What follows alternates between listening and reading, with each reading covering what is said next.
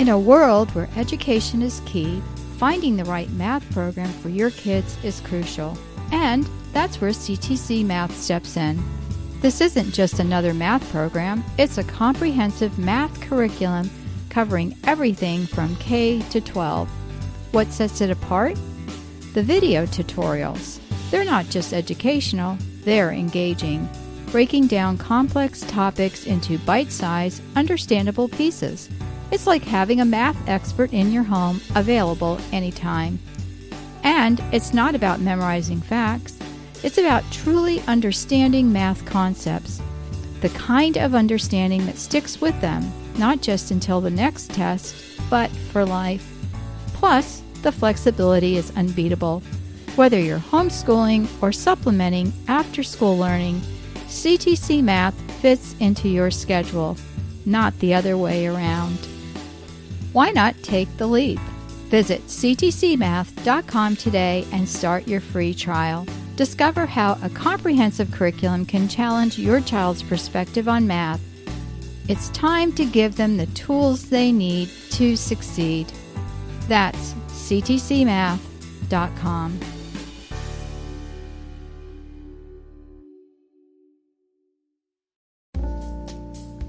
If you're looking for Homeschool Sanity, welcome. I'm Dr. Melanie Wilson, Christian psychologist turned homeschool mom and curriculum author.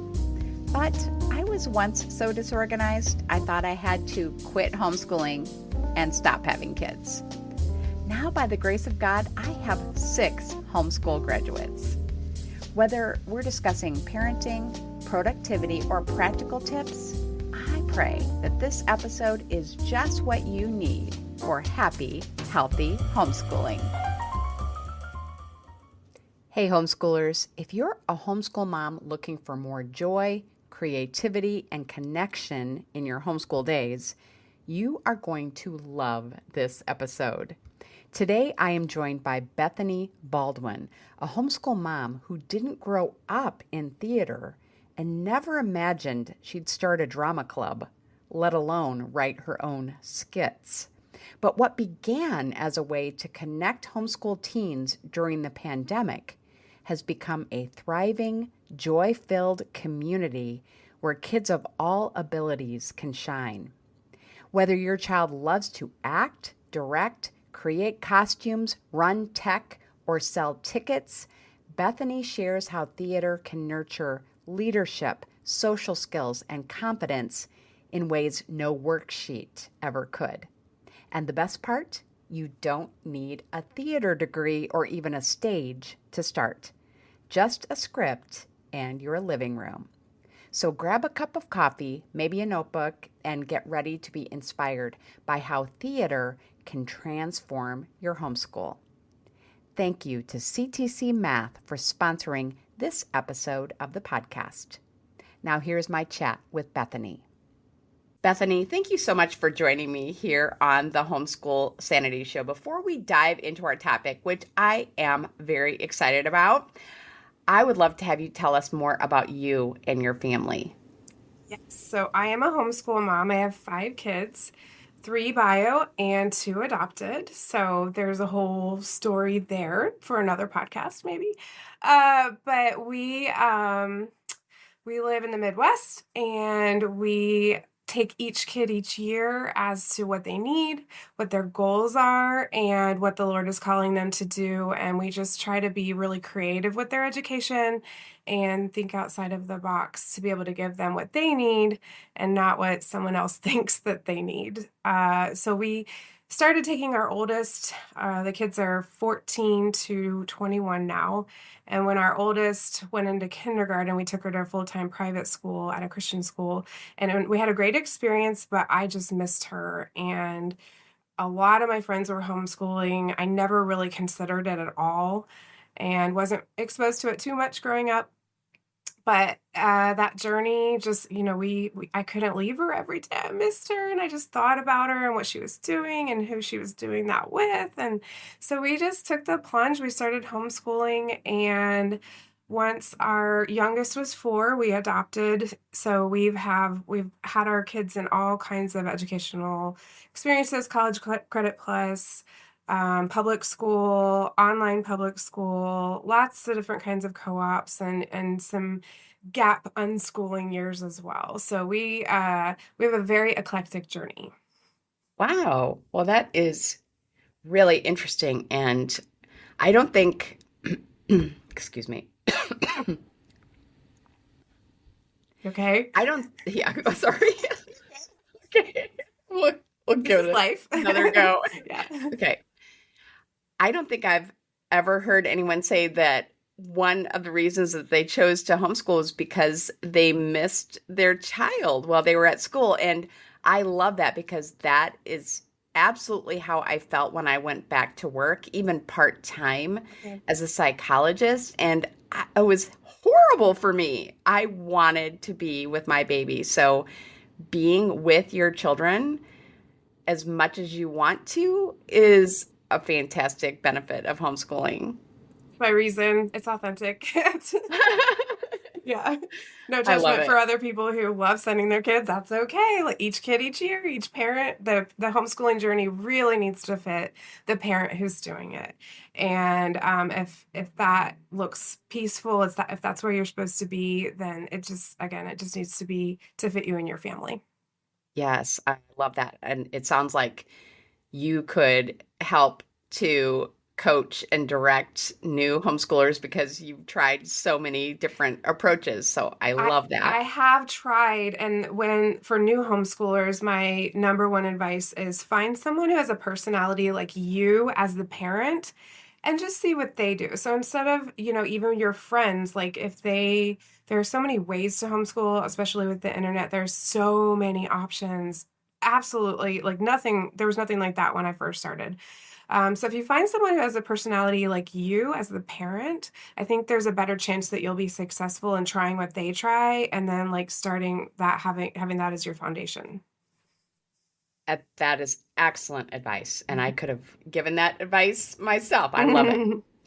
Okay, so let's start talking about theater. The first thing I want to know is how you got involved in theater. What was inspiring to you about it? And it sounds like you maybe have an unusual journey about how you got involved. I do. And I encourage people to write down like a to did list, to did, of their life and just all the things that they've done. And especially now that I'm, close to being an empty nester and grandma, that it's like, okay, what is my next season of life going to look like? And if you write a list of all the things that you've done and really add to that list as you're like, oh yeah, I did this and this and that. I did everything but theater. The thing that I think I'm best at, which I hope everyone is can brag about themselves. What are they good at? What has the Lord gifted you in? And to be confident in that and not try to hide it under a bushel. Is event planning, and I'm able to just see an event straight through and how it's going to be most effective, most fun, most enjoyable, and impact people's lives. So I started a theater or a teen club that was just before COVID, which was perfect timing to keep all my homeschool teenagers together. Right. So I started a club. We started doing dances. We would just say, hey, everybody meet at the park for volleyball. It was an Instagram. Everybody followed it and they would just meet places. There was no actual agenda. It was simply to provide um, mostly the high schoolers, but middle schoolers would come to them an experience without their parents, but that there were a couple parents there each time to monitor to make sure everything went well. It was purely about socialization and having fun. Very student led. I would just give them the goal and then they would come. And eventually that turned into one of my friends said, hey, why don't we try a theater production? Because I have a barn. And Oh, okay. I'm like, okay. And so we just did it. We got a script, we got online, and I'm like, all right. And after a couple of years, I recognized how complicated theater is. It was either complicated, inappropriate, or it was Bible or history based. And for me, as a graduate of the Columbus College of Art and Design, I'm like, why are we categorizing the arts? Why can't we just create to be creative? And especially now that there's AI and the jobs that our kids that are going to be pursuing are maybe even jobs we haven't considered. We really need to encourage our kids to be entrepreneurs and to create new things and not recreate. I know I've said a lot right there, but so that the event planner and me started writing theater, simple theater. So it's more about like Little Women in the Attic or the Dead Poet Society off in a cave. You know, they're creating things, having a goal, but also not making it necessarily educational because creativity is not something that you can measure. Mm. So you actually started writing scripts for theater? I did, and I do, and I am. So, I have a website, and all of my that was a fire engine. Okay. I have a website, and I was tired of rewriting everything, and I also really like half of the year we do a big play, and the other half we do a variety show. So it's a little bit more like a Saturday Night Live experience, and that really gives Okay. kids that the break of the high pressured play, and then we have a super fun, we even make it a dinner theater sometimes. So I started writing basically like Saturday Night Live experiences where if you purchase a variety show package, you get skits with flexible casting and then improv skits where the kids actually don't even know what they're going to do until they get on stage in front of the audience. And then there's an MC script that goes with that. And with all of my content that I write, there's a Pinterest board that goes with it. So every year I'm putting out 2 new themes. Last year was Pirate and Caribbean Sun, and now this summer I'm writing an African safari and a Western. Wow. And so you now are providing these scripts for sale Yeah. for other groups to use. Is that correct? Yes, and one of the things that I noticed within theater and even the arts is that the kids have the opportunity to join a theater company. And you've got the elements that I didn't really care for, where there's the tryouts, lots and lots of free time backstage with kids that you don't know. Because there's just, it's okay. I value those experiences, but it's also like, oh, what are we doing? And then also the content is something that they've already seen. And so it is more about copying and making a good performance as opposed to the experience of becoming a leader and bringing the gifts that the kids are, the things that they're interested in to the performance, which is what I encourage people to simplify that theater process so that it can be about a creative, like Shakespeare in the Park, and where it was really truly about the people who are producing it, their loved ones that are going to come watch them do it, and how that can help launch them into their future careers and develop them as a person and give them hobbies that they can continue into adulthood.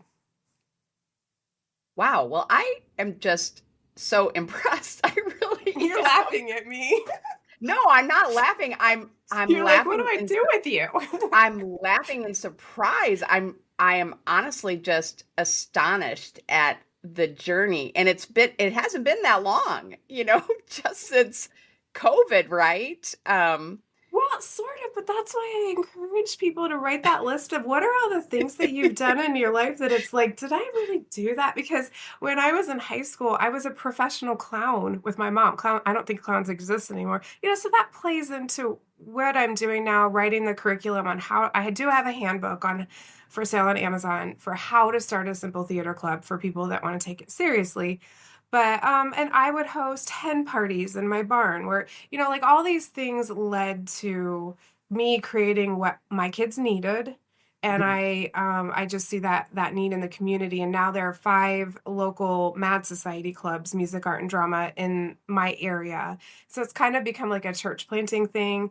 And I'm still trying to figure out how do I help people? How do I make this palatable and adaptable to what their needs are, which are very unique. Each community has a different story about like, this is what we have. Um, how does it fit? Well, I just love it because I feel like you became, in essence, a homeschooled student and you were kind of unschooling yourself and just kind of like going where your interests led, and there was a need there Yeah. too.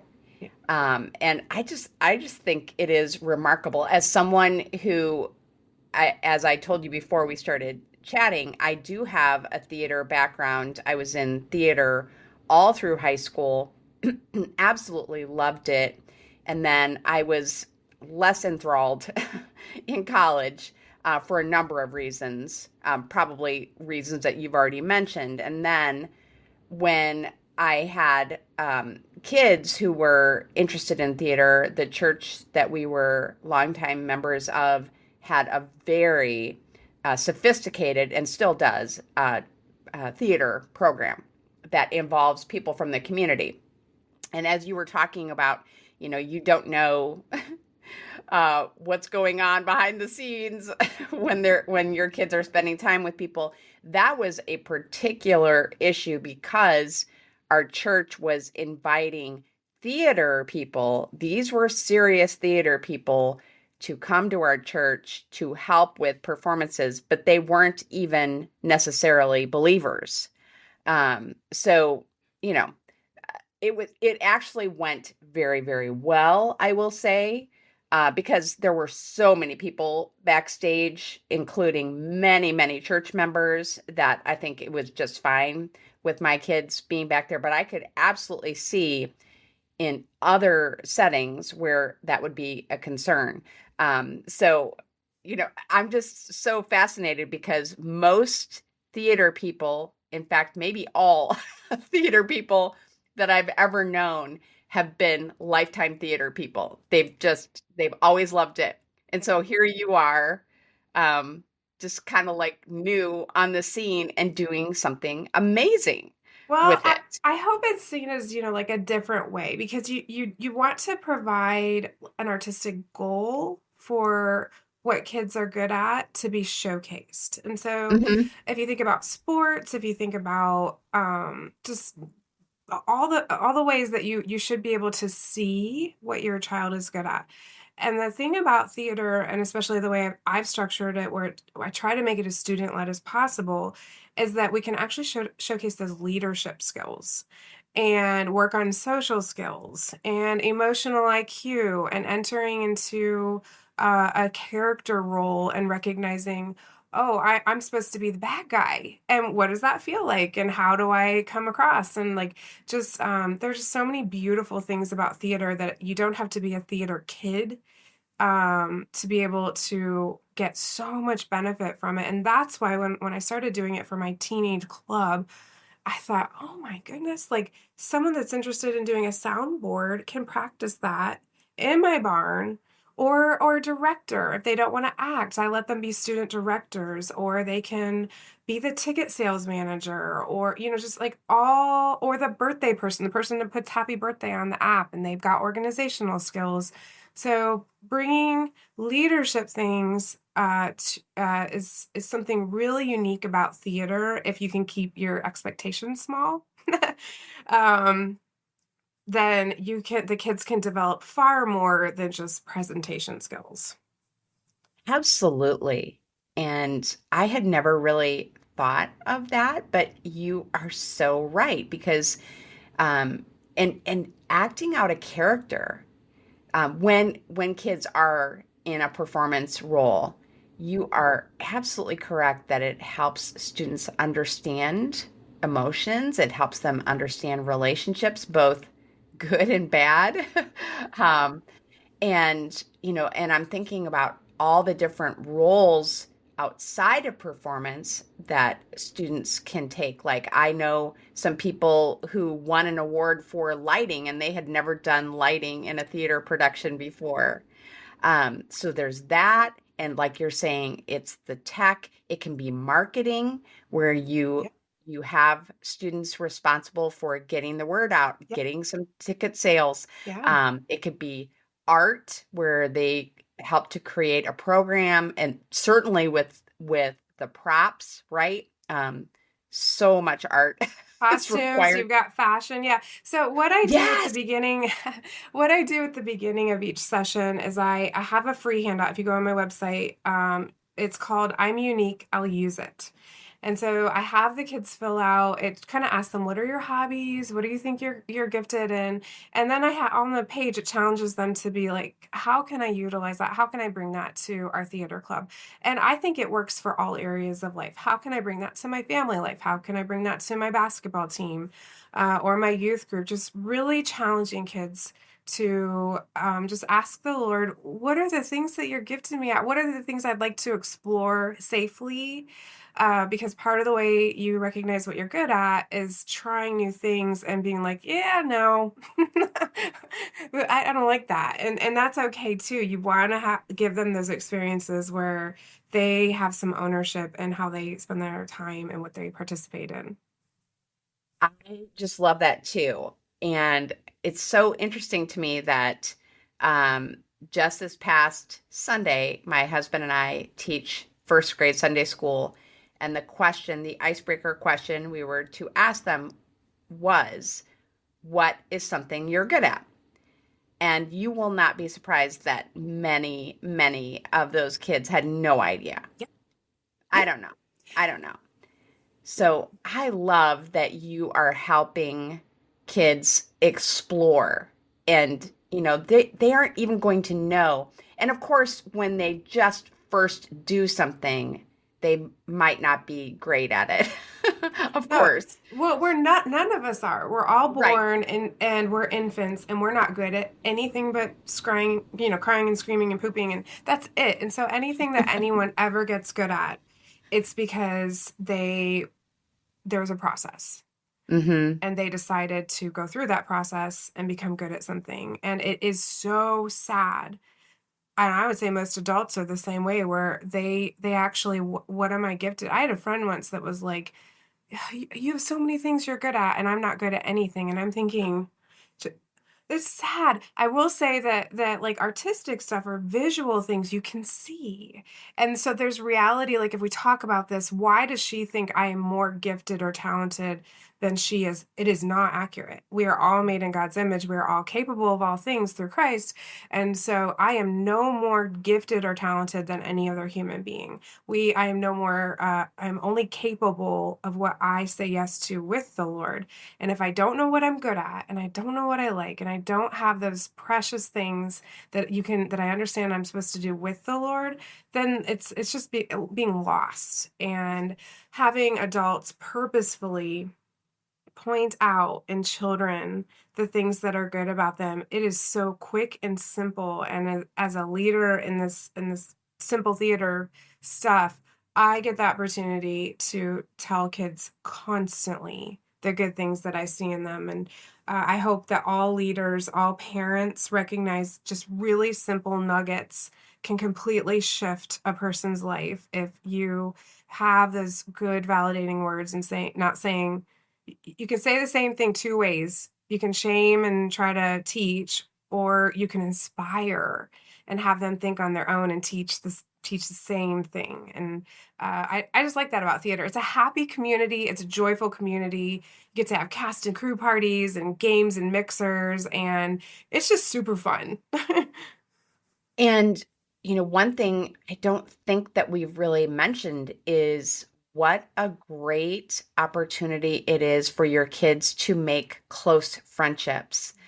I I have been speaking to homeschoolers for the past 2 years about how to help their children make friends. And my point is that your children are unlikely to make close friendships if these three characteristics are not present.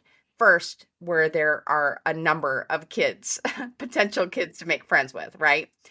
So it may not work if there are only a couple kids. So there are a number of kids, and then next, that they have an opportunity to talk with other kids, either one-on-one or in small groups. So that is key. But then the final piece is that they need to have the opportunity to talk about personal topics. So if you have students in a class, like my kids were in a science lab, and so my son had a science lab partner. So he had the opportunity to talk one-on-one, right? So that should have been great, but he had no opportunity to talk about personal things. They were only doing their science experiments. They were not spending any time together outside of science lab.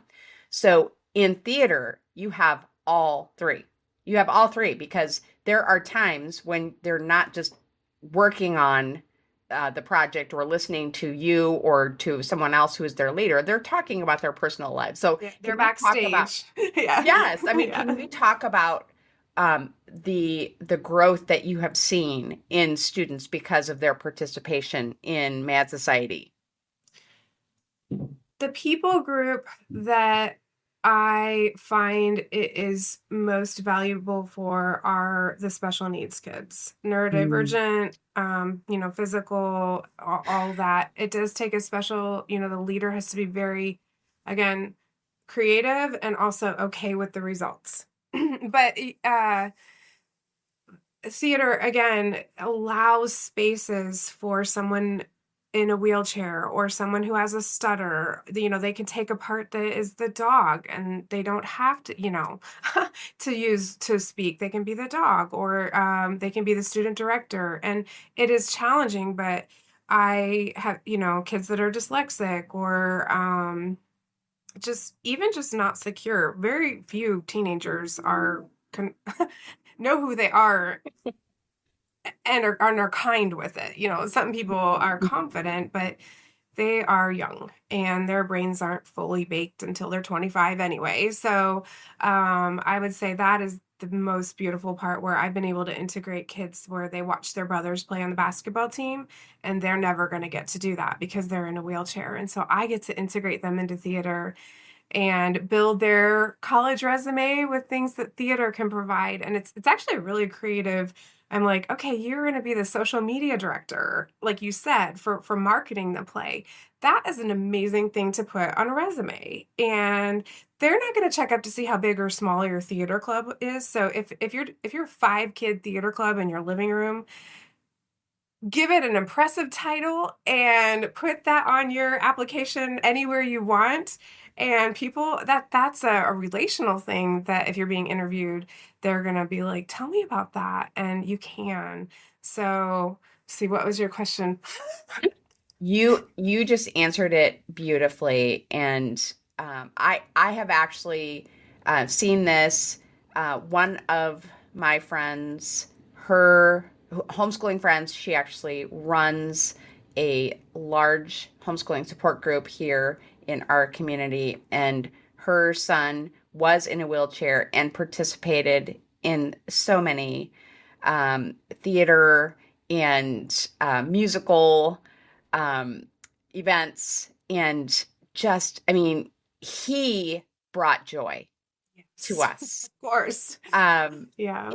And I know that he enjoyed it, and his mother, of course, his parents both just loved it so much. So I just couldn't say enough positive things about you identifying that as a goal that you have for theater, is including kids who have special needs. Right.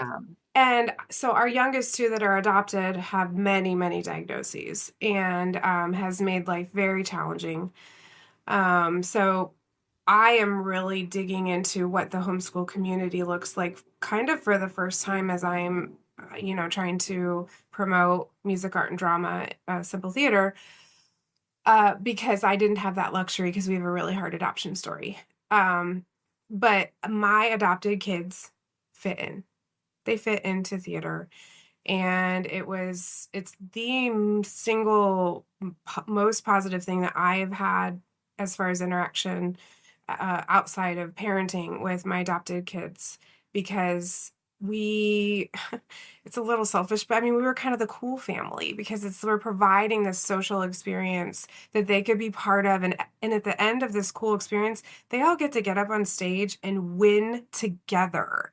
There's no, we lost a game, we lost a championship. And I'm all for those experiences where you lose. And I did listen to your podcast about, we are not giving out participation trophies. However, this isn't about that. This isn't about giving any trophies. This is about we won together. We accomplished something together as a community, and hopefully, showing the body of Christ, like all the things that you can bring together, just like you hope your church does. And they're all young and they get to experience that together. So for me and my adopted kids, this, I'm speaking from experience and what it has done for them. Well, I'm just so impressed. And my plan, Bethany, was to ask you, for homeschoolers without a theater background, what can they do? I mean, you don't have a theater background. I don't. But I am curious. Okay, so I imagine that we have inspired a number of homeschooling moms is who is primarily listening to us to try this. And so what are some ways that they can get started if they want to use a program like what you have begun? Right. So I wrote what I wrote based on the fact that I've never done theater. Everything that I have put out there is an event planned well with the goal of a performance. So even if you just purchase one single skit and put it on your table and you and your children decide we're going to do a skit together as our artistic goal, you can watch your kids be like, I want to do this, I want to do that. Get on the Pinterest board that goes with it, and they can start getting ideas. Or so just as simple as you just start there with your family, give them an artistic goal and say, we're going to perform it on our family vacation, or we're going to perform it at Thanksgiving, or we'll invite the neighbors. Or you can make it more complicated, but I would just start there. Just start with you and your kids.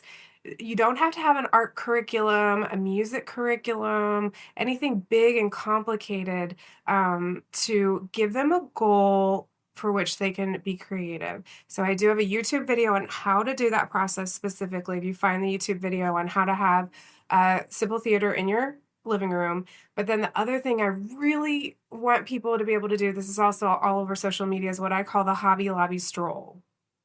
So you're going to take your kids or your grandkids and commit to spending an hour at Hobby Lobby and stroll up and down those aisles slowly, and don't micromanage this or influence your kids in any way, shape, or form, but see what they pick up, see what they read, look at all those creative things that they can actually do with their hands. And if they get into something, if they get excited about something, find a way to integrate that into your little theater performance that you're going to have in your living room.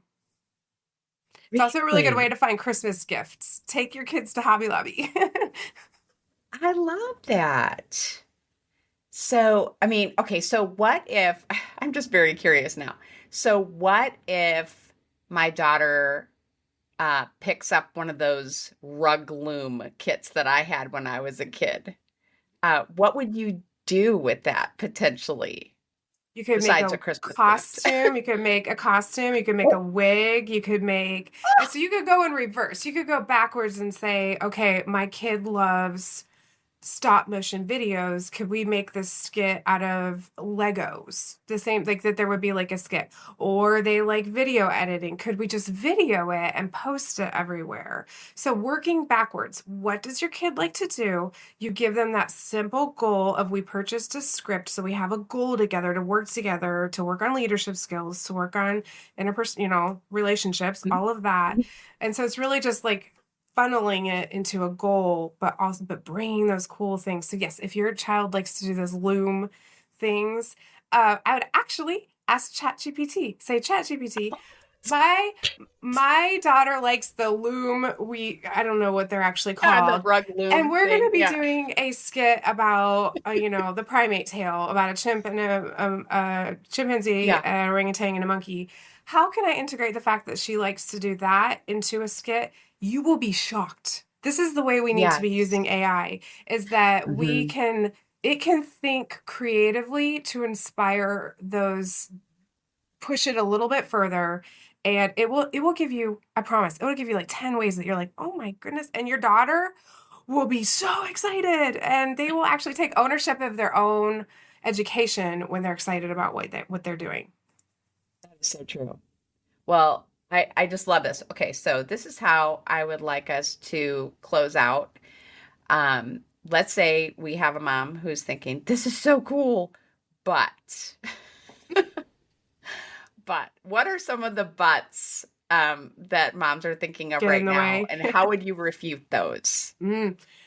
If your kid is excited about this, they'll do it on their own. Let them do it on their own. Give them a script. Let them invite some friends over. Be in the room so that they don't end up being labeled as bossy.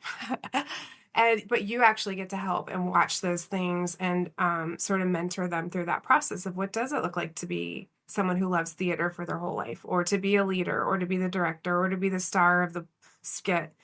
So consider that your child might not need you in this process. I would also say they don't have time to do that. So also think about, well, what am I spending my time on? What are my kids spending time on? And are there some things in there that are actually not necessarily required that they don't like? And can we be okay with having them not know how to diagram a sentence?